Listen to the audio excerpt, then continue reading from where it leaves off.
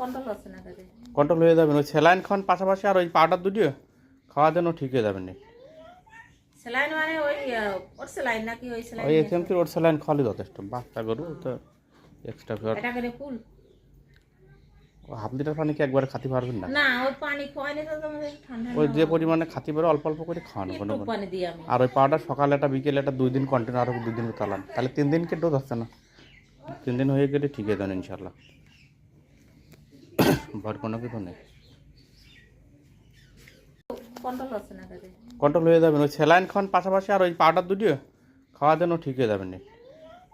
Saline মানে ওই ওর saline নাকি ওই স্যালাইন ওই এসএমসির ওর স্যালাইন খাওয়ালে যথেষ্ট। বাচ্চা গরু তো এক্সট্রা ফিওর এটা করে ফুল হাফ লিটার পানি কি একবারে খাতে পারবেন না? না, ওই পানি খাওয়াইনি তো তোমাদের ঠান্ডা ওই যে পরিমাণে খাতে পারে অল্প অল্প করে খাওয়ানো কোনো একটু পানি দিই আমি। আর ওই পাউডার সকালে একটা বিকেলে একটা 2 দিন কন্টিনিউ, আরও 2 দিন চালান, তাহলে 3 দিনকে ডোজ আসছে না। 3 দিন হয়ে গেলে ঠিক হয়ে যান ইনশাল্লাহ। ভয়ের কোনো কিছু নেই।